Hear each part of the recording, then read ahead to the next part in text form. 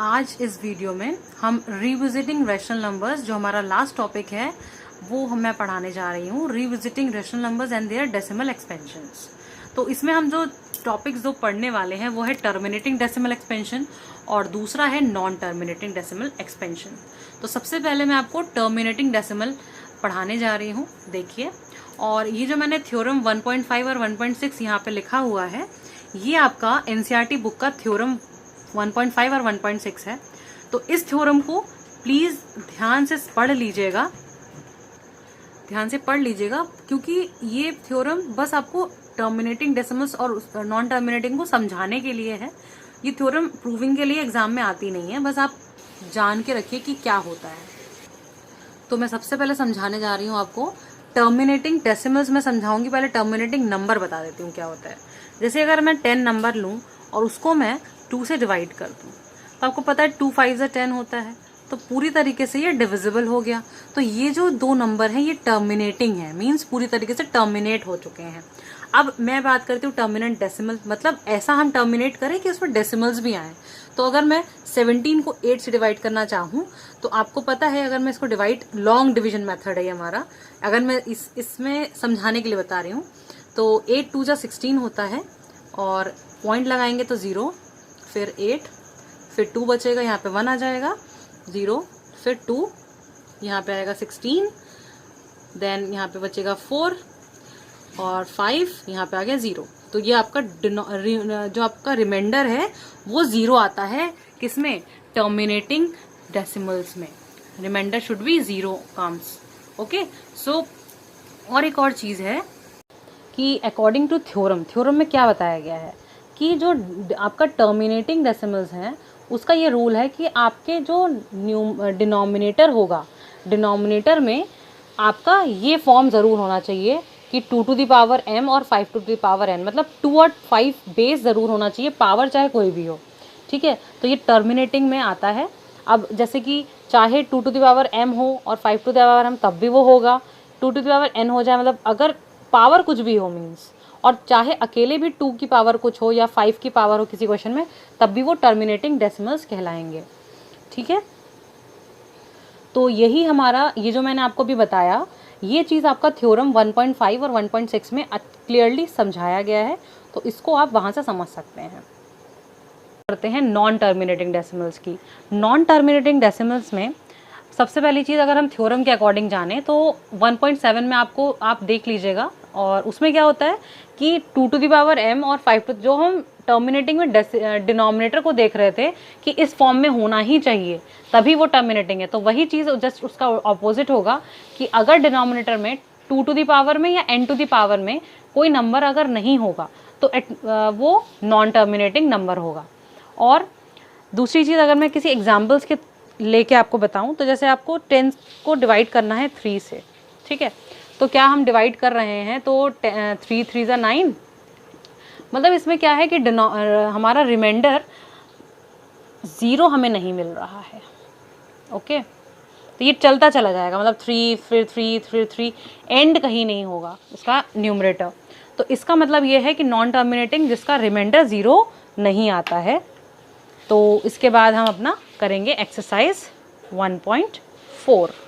अब एक्सरसाइज 1.5 में बताने जा रही हूँ, without actual performing the long division state whether rational number will have a terminating decimals expansion और नॉन टर्मिनेटिंग डेसिमल्स। आपको ये बताना है कि ये 13 अपॉन ये जैसे नंबर दिया हुआ है डिनोमिनेटर में, इसको आपको प्रूफ बताना है कि ये टर्मिनेटिंग डेसिमल नंबर है या फिर नॉन टर्मिनेटिंग है।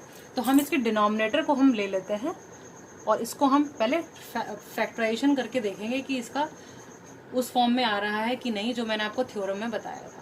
तो 5 से मैं डिवाइड करती हूँ तो ये 6 टाइम आएगा, फिर 2 और 5 आएगा, फिर 5 से डिवाइड करूंगी तो ये 125 आएगा, then again divide by 5 is 25, then 5 5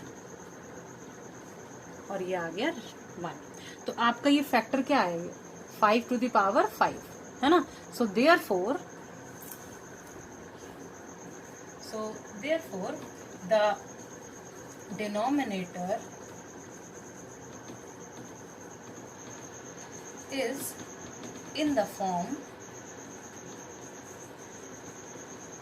of 5 to the power m. So this is a terminating. So this is a terminating. हम क्वेश्चन पार्ट थर्ड कर रहे हैं 64/455. तो 455 हमारा डिनोमिनेटर है, तो हम इसके फैक्टर करेंगे पहले. तो फैक्टर में 455 का अगर हम फैक्टर करेंगे 5 से डिवाइड करेंगे तो ये 91 आएगा. 91 हमारा अब 7 की टेबल में जाएगा और 9 1 7 1 7 7 3 21. 13 से डिवाइड करेंगे तो हमारा ये फैक्टर्स आएगा. ठीक है, तो ये फैक्टर हुआ 5 into 7 into 13. So therefore it is not in the form 2/m or 5/m. Therefore this number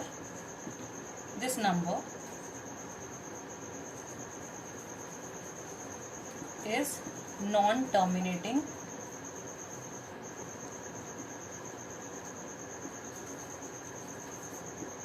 decimal.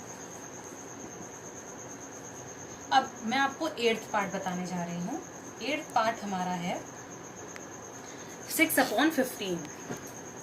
सो 6/15 में इसको आपको टर्मिनेटिंग या नॉन टर्मिनेटिंग क्या है हम देखते हैं. देखिए पहले तो हम क्या करेंगे कि ये को प्राइम ना हो, हमारा जो न्यूमरेटर डिनोमिनेटर वो को प्राइम ना हो. जैसे ये ए और दोनों देखिए 2 टेबल से कट रहा है, तो ये पहले हम इसको फैक्टर करेंगे तो 2 into 3 हो जाएगा और ये हो जाएगा 3 into 5. तो सबसे पहले तो अगर को प्राइम है किसी भी टेबल में अगर कॉमन है तो उसको पहले हटाइए. तो ये आपका क्या आ गया 3 से 3 कैंसिल, तो क्या आया answer 2/5.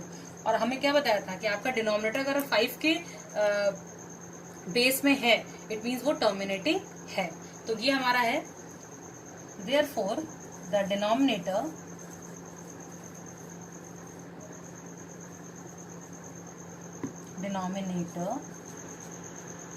is in the form 5 to the power 1. Therefore the number is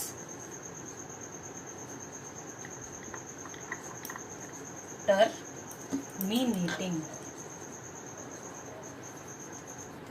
तो क्वेश्चन 1 में मैंने आपको 3 पार्ट बताए, तो आई होप आपको समझ में आया. नाउ एक्सरसाइज 1.3 का second question. Write down the decimal expansions of those rational numbers in question number 1. ये क्वेश्चन नंबर 1 को रेफर कर रहा है. ठीक है, ever which have terminating decimal expansion. आप उन क्वेश्चंस को लीजिए जो क्वेश्चन नंबर 1 में जो टर्मिनेटिंग एक्सपेंशन थे, जो टर्मिनेटिंग ही नंबर होंगे, नॉन टर्मिनेटिंग वाले को नहीं लेना है सेकंड क्वेश्चन में. ठीक है, तो हम जैसे पहला वाला हमारा टर्मिनेटिंग था, तो अब हम इसको क्या करेंगे, हमको डेसिमल में चेंज करना है. तो डेसिमल में देखिए क्या इसका क्या आंसर आ रहा था हमारा, ये आ रहा था 13/5 to the power 5 आ रहा था. इसको हमको डेसिमल में चेंज करना है. तो कुछ बच्चे इसको लॉन्ग डिवीजन करेंगे तब आंसर आएगा. सबसे अच्छा है अगर हम इसको 5 की पावर को जो बेस है हमारा, इसको अगर हम 2 से मल्टीप्लाई करें सेम ही डिजिट से, तो हमें नीचे 10 डिनोमिनेटर मिल जाएगा, जिससे इजीली हम डेसिमल फाइंड कर सकते हैं. तो हम इसको किससे मल्टीप्लाई करें, 2 to the power 5 से कर लें और 2 to the power से डिवाइड कर लें. मल्टीप्लाई डिवाइड करने से क्या होता है, इसको इक्वेशन में कोई चेंजेस नहीं आते हैं. तो हमारा क्या हो जाएगा, देखिए 5 और 2 जब बेस सेम होता है एक्सपोनेंट्स में चले जाइए. क्लास 7th और आपने 8th में पढ़ा होगा एक्सपोनेंट्स, उसमें बेस को क्या करना है, मल्टीप्लाई करना है और पावर्स एक बार आती है. तो ये जगह 13 into 2 to the power 5 upon 5. देखो ये बेस मल्टीप्लाई हो जाएंगे 10 हो जाएगा और उसकी पावर 5. तो अब देखिए 13 into 32 हो गया और 10 to the power 5 मतलब 10 के साथ 5 0. अब आप जब इन दोनों को मल्टीप्लाई करेंगे आपका आएगा 416. उसको आप डिवाइड कर दीजिए 5 zeros के साथ, तो ये हो जाएगा. देखिए कैसे डेसिमल लगाएंगे, 0.20 लगा लेते हैं 416. तो ये आपका इजी होगा, ना कि लॉन्ग डिवीजन मेथड. फाइन. अब हम करने जा रहे हैं 8th का. हमें इसको चेंज करना है डेसिमल में. तो ये हम पिछले क्वेश्चन में सॉल्व कर चुके थे, फिर से मैं आपको बता देती हूँ. तो इसको हमने 2 into 3 लिखा था और इसको लिखा था 3 into 5. तो 3 से 3 कट, तो आपका 2/5 आया था. ठीक, लेकिन हमको उसको लाना किस में है, डेसिमल्स में लाना है। ये टर्मिनेटिंग है, ये तो हमको पता है। अब हम क्या करेंगे, इसको मल्टीप्लाई किससे करेंगे, डिनोमिनेटर में हमको 10 लाने की जरूरत है, तब हमारा डेसिमल इजीली आ जाता है। हम क्या करें, इसको 2 से मल्टीप्लाई करें और 2 से ही डिवाइड करें, ताकि हमें नीचे डिनोमिनेटर में 10 मिल जाएगा इजीली। तो हम क्या करेंगे, 2 2 जा 4 और नीचे आ गया 10। अब हम इसको डेसिमल इजी लेकर लगा सकते हैं, क्योंकि एक जीरो है तो एक पॉइंट के जस्ट बाद एक ही डिजिट होना चाहिए। तो आपका ये आपका डेसिमल फॉर्म में हो जाएगा। नाउ अब हम करेंगे question number 3। The following real numbers have decimal expansions as given below. In each case decide whether they are rational or not. If they are rational and of the form p upon q, what can you say about the prime factor of q?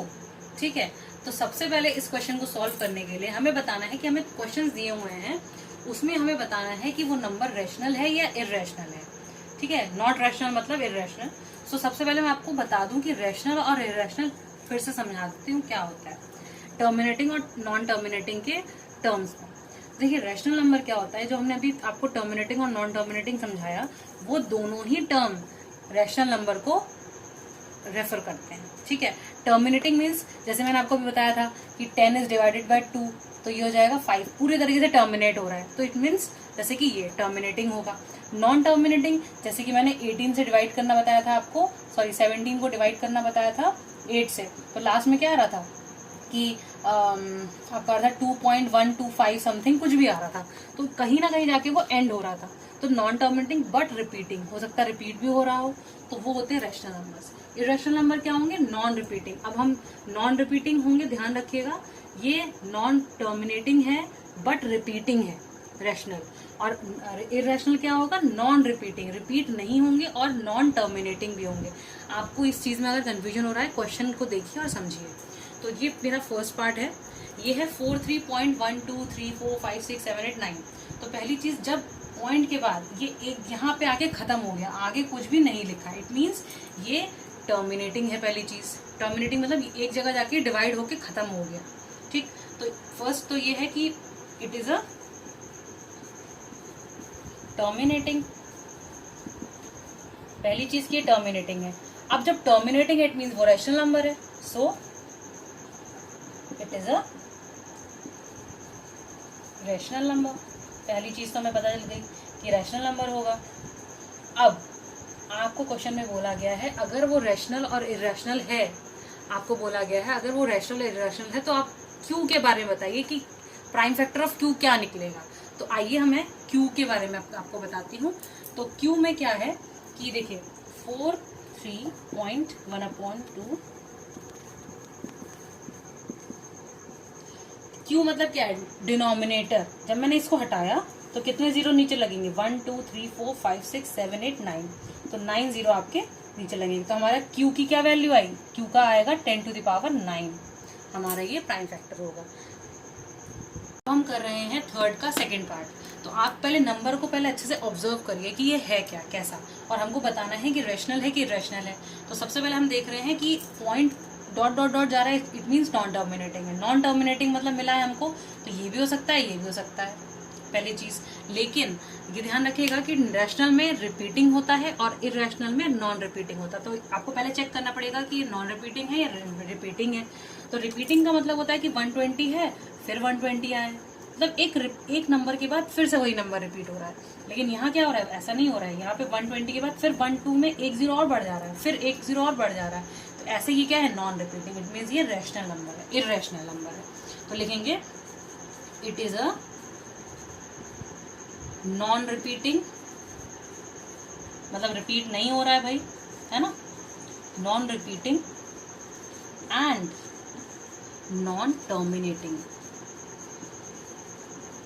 आपको चीजें देख के समझना पड़ेगा कि ये non terminating है कि वो है ना, terminating.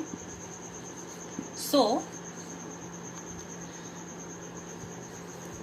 It is a irrational number.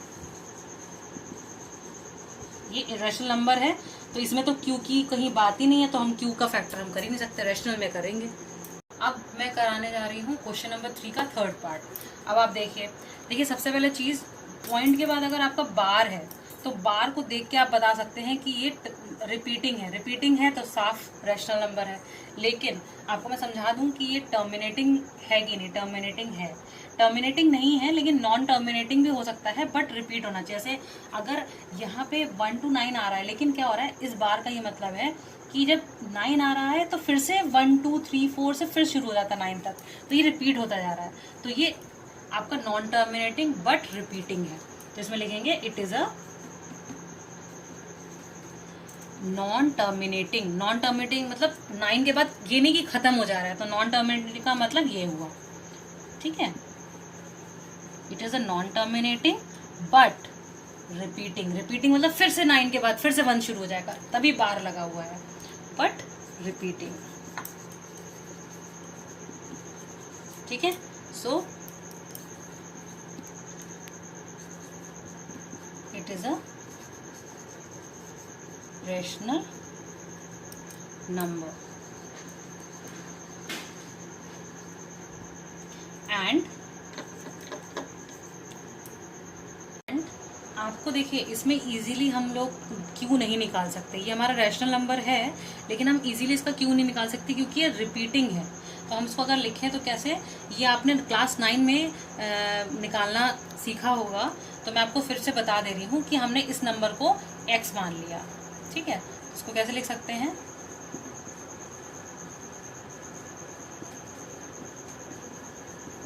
तो ये हमारा फर्स्ट इक्वेशन हो गया। ठीक है, अब अगर हमको यहाँ तक रिपीट हो रहा है, फिर से 1 2 3 4 5 आ रहा है अगर, तो हम क्या करेंगे, इतना जीरो से हम जीरो से मल्टीप्लाई कर देंगे। मतलब 10 to the power 9 से अगर हमें x को मल्टीप्लाई करें, तो हमारा अगर हम इसको मल्टीप्लाई करेंगे तो हमारा ये यहाँ तक के डिजिट्स डेसिमल से आगे आ जाएंगे। तो ये हो जाएगा, हमारा हो जाएगा 4 3 1 2 3 4 5 6 7 8 9। फिर आपका क्योंकि बार लगा है, फिर से 1 2 3 4 5 6 7 8 9, फिर आपका चलता रहेगा। तो ये हमारा इक्वेशन 2 हो गया। अब हम क्या करें, इसको मैंने आपने 0 में नहीं दिखाया, लेकिन आप 0 में लिखिएगा। तो अगर मैं इसको सब्ट्रैक्ट करूँ, ठीक है, सब्ट्रैक्ट इक्वेशन 1 फ्रॉम इक्वेशन 2 से आप माइनस करो, क्योंकि बड़े से छोटा माइनस होता है, ये ध्यान रखिएगा। तो ये हो जाएगा आपके 9 जीरोज हैं, 1 2 3 4 5 6 7 8 9 जीरोज में से आप -1 करोगे, तो इसका नेक्स्ट स्टेप क्या होगा, 9 आपके जीरो, मतलब 9 टाइम्स 9 होगा। ठीक, 1 2 3 4 5 6 7 8 9 9x इक्वल्स टू, अब इधर का माइनस कैसे करेंगे, पॉइंट के नीचे पॉइंट रखेंगे। अब यहाँ पे आगे पीछे हो गया, बट आप रफ में माइनस कर लीजिएगा। तो मैं यहाँ पे रफली आपको दिखा दे रही हूँ करके। जैसे 4 ये पहले लिखा जाएगा, 4 3 1 2 3 4 5 6 7 8 9 पॉइंट 1 2 3 4 5 6 7 8 9। इसके नीचे अब मैं इस वाले नंबर को लिखूंगी, तो मैं डेसिमल लगाऊंगी, फिर 3 और 4 लिखेंगे, फिर यहाँ पे वही रिपीट हो रहा है। ठीक है, तो ये तो माइनस हो जाएंगे इधर वाले, तो लास्ट में इधर 0 आ जाएगा, कोई प्रॉब्लम नहीं है। ये वाला माइनस होगा तो क्या आएगा, 6 4, और ये एज इट इज सब उतर जाएंगे। तो ये तो मैंने आपको रफ करके दिया। तो इसका मतलब जो हमारा इधर जो इक्वेशन सॉल्व करके आने वाली है वो ये आने वाली है। तो हो जाएगा 4 3 1 2 3 4 5 6 7 4 6। ठीक है, तो अब मैं ये रफ कर दे रही हूँ, ये रफ वर्क है आपका। ठीक है, तो अब हम क्या करेंगे, इसको हम लिखेंगे,